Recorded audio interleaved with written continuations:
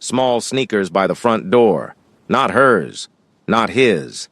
Child-sized chopsticks in the dish rack. A handprint on the hallway mirror. Too low to belong to either of them. And a locked door. A locked door he begged her, with actual desperation in his eyes, never to open. She told herself there was an explanation. She told herself she was overthinking. She told herself that the man who held her hand in his sleep and called her mother on her birthday and learned her coffee order after the first date, that man was not hiding something from her. She told herself that for 3 months, right up until the Tuesday afternoon she came home early, right up until she heard a small cough from behind that door, right up until she turned the handle. But before we get to what was behind that door, where are you watching this from right now? Drop your city or country in the comments. And if stories like this one are the reason you keep coming back, make sure you're subscribed, because this channel exists for people who believe the most powerful stories are the ones that feel completely real. Now, back to Linda. What she found on the other side didn't just change her relationship.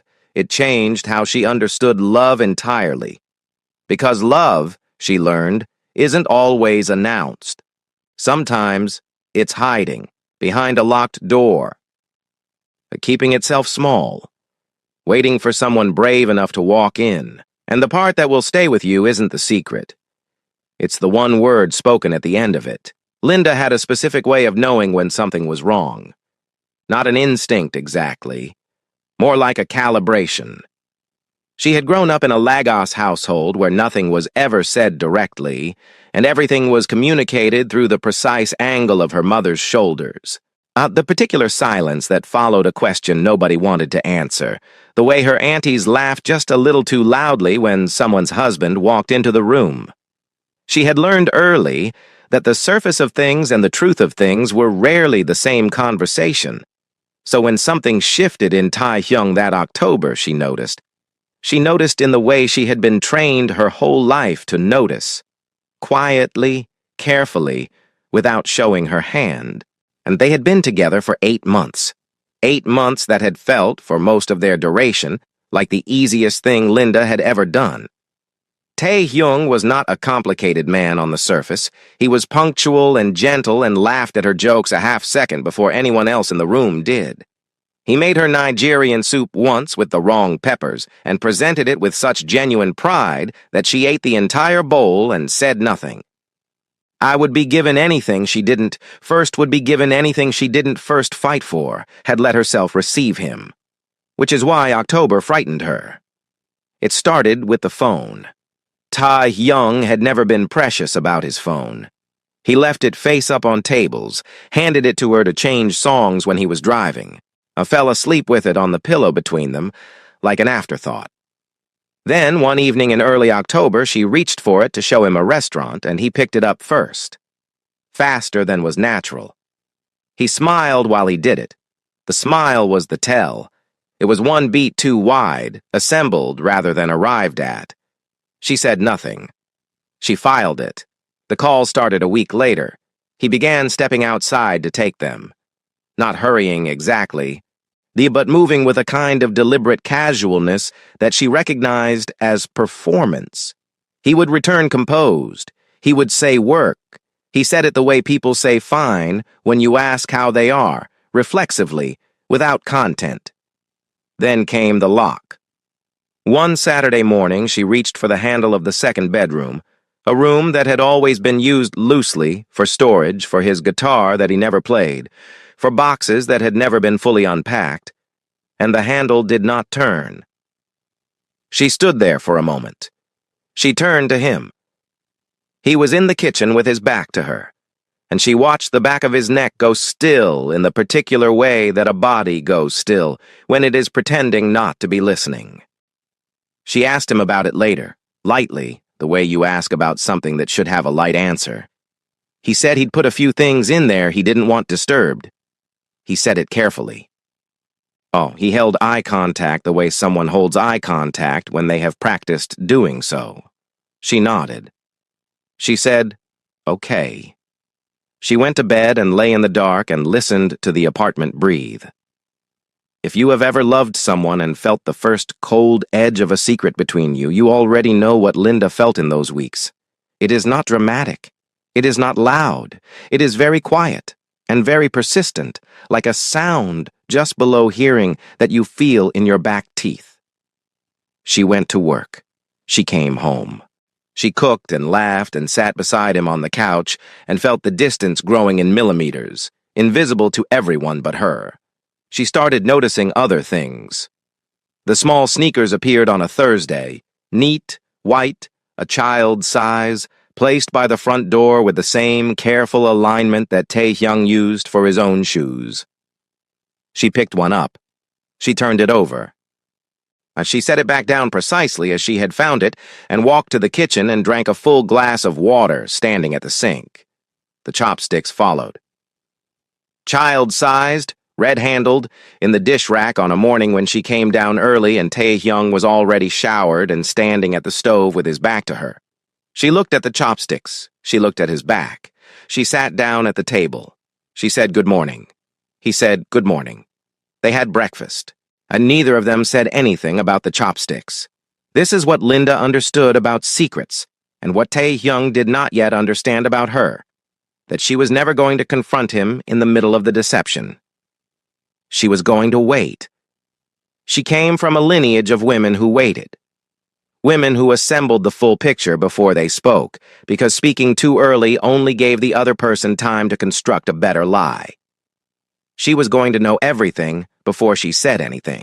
But she was not without feeling, and the feeling was a specific grinding grief, not yet the grief of confirmed betrayal, but the grief of watching someone you love choose to be alone rather than let you in. He was working 2 jobs. She knew this before she was supposed to know. She had found a pay stub from a convenience store, a night shift, folded inside a jacket pocket when she was taking it to the dry cleaner. She had photographed it and put it back. And she had thought about it every day since. A man working 2 jobs and hiding both the reason and the exhaustion. Who does that? What kind of weight makes a person do that? She watched him sleep sometimes and thought, "Where are you? You are right here and I cannot find you anywhere." And then there was the handprint. She found it on a Wednesday evening, low on the hallway mirror, the perfect pressed outline of a small hand. She stood in front of it for a long time. The apartment was quiet. Tae-hyung was on the phone in the bathroom with the water running. She pressed her own hand against the mirror beside the small print and looked at the difference in size. A child had been in this apartment. A child who ate with small red chopsticks and wore white sneakers and pressed their hand against mirrors the way all children do. Not to hide themselves, but because glass is fascinating, and they have not yet learned to worry about what they leave behind. She stepped back from the mirror, and from somewhere, faint, easily missable, the kind of sound you could dismiss if you needed to, she heard something behind the locked door, a cartoon, barely audible, and underneath it, or behind it, the quiet, specific sound of someone trying to be very still. She stood in the hallway and did not move. From the bathroom, the water shut off. She walked to the kitchen. She put the kettle on, and he looked at her for a moment with an 100% confidence. She said, "Just tired." He looked at her for a moment with an expression she couldn't fully read, something that lived between relief and sorrow. The face of a man who has just been given more time he knows he doesn't deserve. He said, "I love you." She said, "I know." She did not say it back, not because she didn't mean it, but because something in her needs to hold it back, just for now, the way you hold something precious close to your body when the ground beneath you is uncertain. She gave it 1 more week. She told herself, 1 more week, and then she was walking out of this apartment and not coming back until she understood what she was walking back into. She lasted 4 days. The Tuesday she came home early was not planned. Her afternoon meeting was canceled, as she took the train home at 2 in the afternoon instead of 6. She did not text him. She did not think very much about what she was doing or why. She simply came home. The apartment felt different the moment she opened the door. Warmer, more inhabited. The air had a quality that apartments get when someone has been living inside them fully rather than passing through. The faint smell of a recent meal, a television turned low. Then she heard it, a small cough, from behind the locked door. She stood completely still. She counted her own heartbeats. She looked at the door. She thought about everything she had filed away over 3 months. The sneakers, the chopsticks, the handprint, the cartoon, the pay stub, the midnight phone calls, the smile assembled 1 beat too late. She thought about the way he looked at her sometimes like he was memorizing her. She thought about the night she found him sitting in the dark with his face in his hands. She walked to the door. She put her hand on the handle. She turned it. The door opened. The boy was sitting cross-legged on a mattress on the floor. Korean, around 7 years old, small and slight with dark, serious eyes that found her immediately and did not look away. Around him, books, as a worn, stuffed bear missing one eye, and drawings, dozens of them, taped carefully to every wall. She looked at the drawings without meaning to. Children at tables, a tall woman in a yellow dress, a man with his arms around a small figure, a house with all its windows lit. She looked at the boy. He looked at her. He did not move. He did not make a sound. But he had the expression of someone who had been waiting for this moment long enough that the fear of it had mostly been replaced by a tired kind of resignation. She heard the front door open behind her. Fast footsteps. Tae-hyung appeared in the doorway. She turned to look at him. His face. She would think about his face for a long time afterward. It was not the face of someone caught in a lie. It was the face of someone watching the thing they had been most terrified of finally arrive. As resigned, hollowed out. And underneath all of that, something she had not expected at all.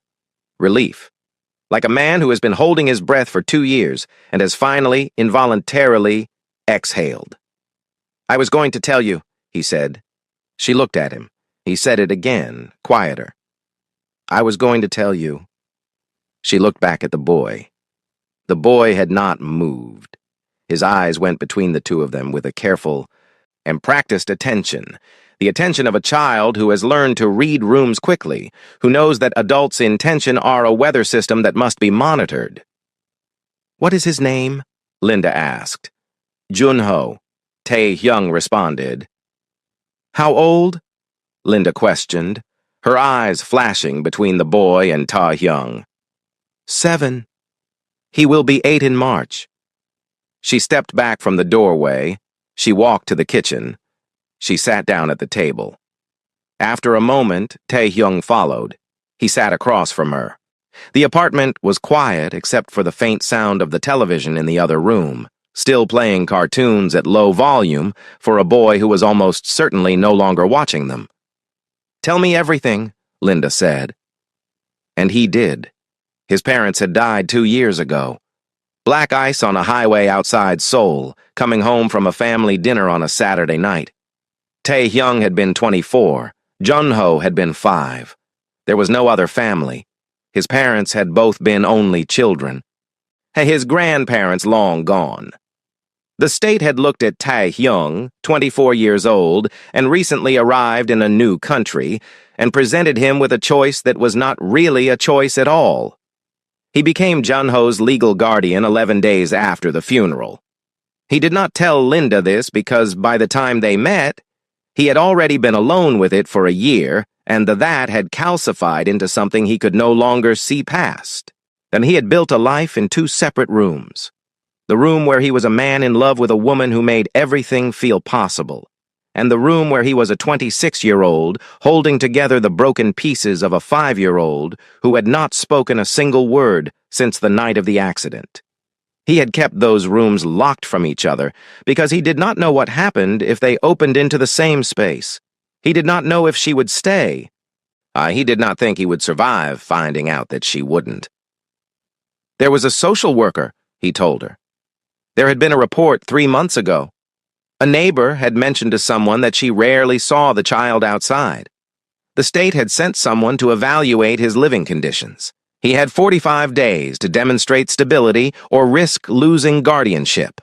He was working 2 jobs to cover rent, school fees, a winter coat, a doctor's appointment he'd been putting off because the appointment cost more than he'd told himself he could spend.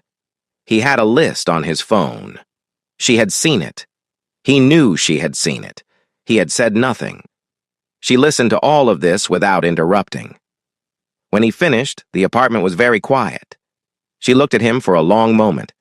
Then she asked, "Does he eat enough?" Tae-hyung put his face in his hands. His shoulders began to shake, slowly at first, and then with the full force of something that had been contained for 2 years in a body that was never designed to contain it. He didn't make much sound.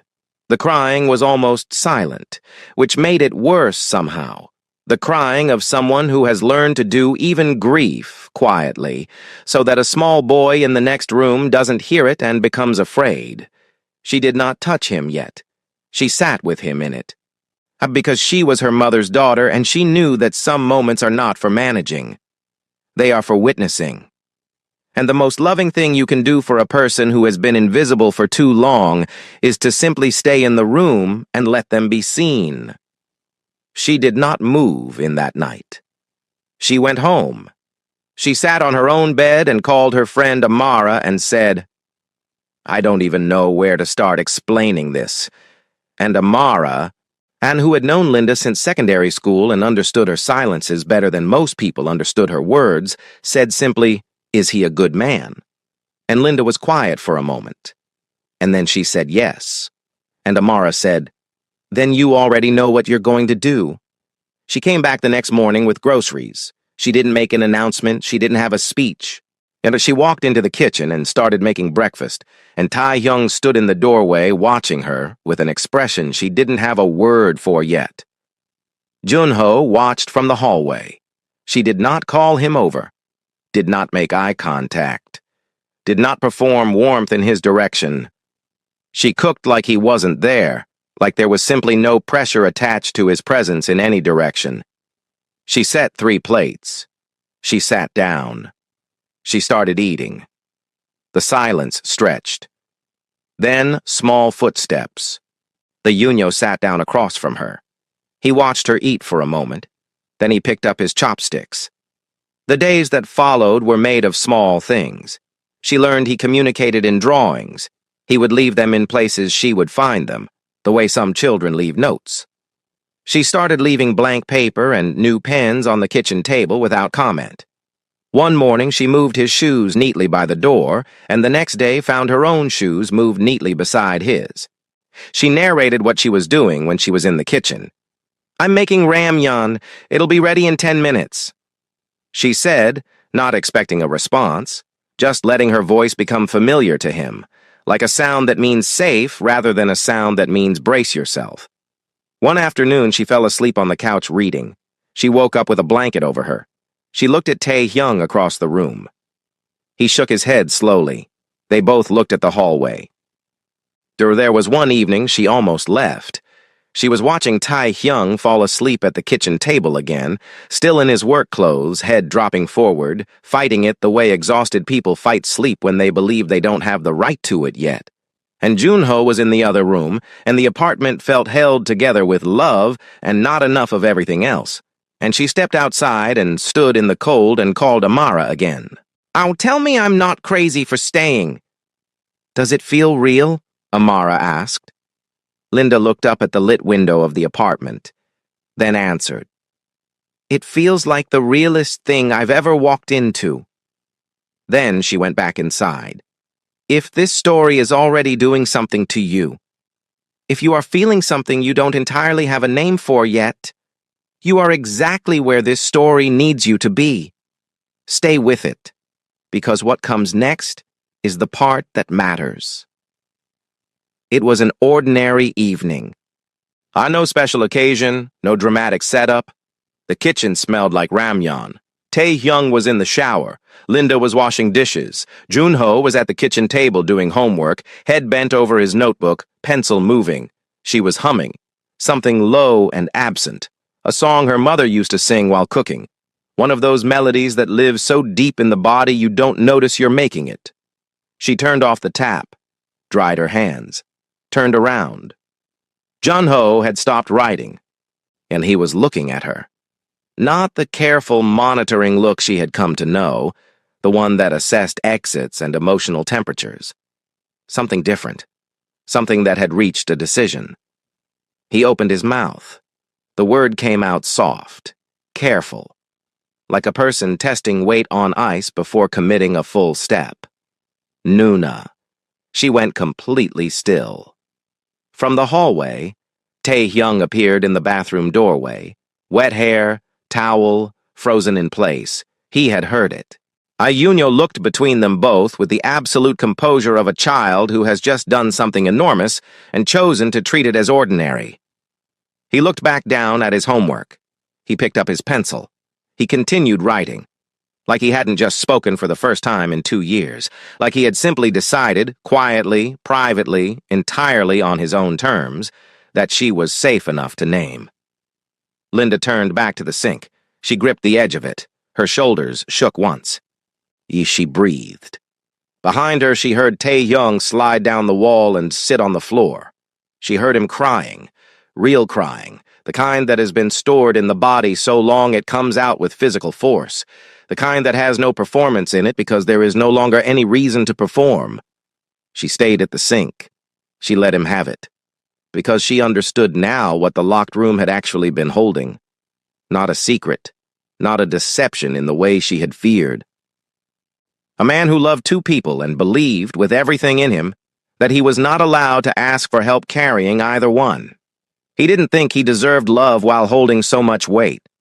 Junho had just told him otherwise. One word spoken to her, meaning, I see you, meaning, you are mine now too, meaning, stay.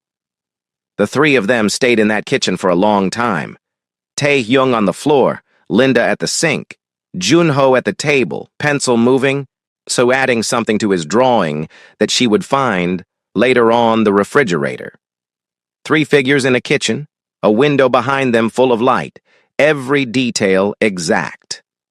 He had drawn it before she even turned around. He had known before either of them did. If you made it to the end of this story, share it with someone who needs to hear it tonight. And if this kind of storytelling moves you, the kind that hides its truth in plain sight, the kind where the secret is never the point, subscribe. Because every story on this channel is built exactly like this one. A locked door, a reason you didn't expect, and somewhere inside it, one small, quiet, devastating word that changes everything.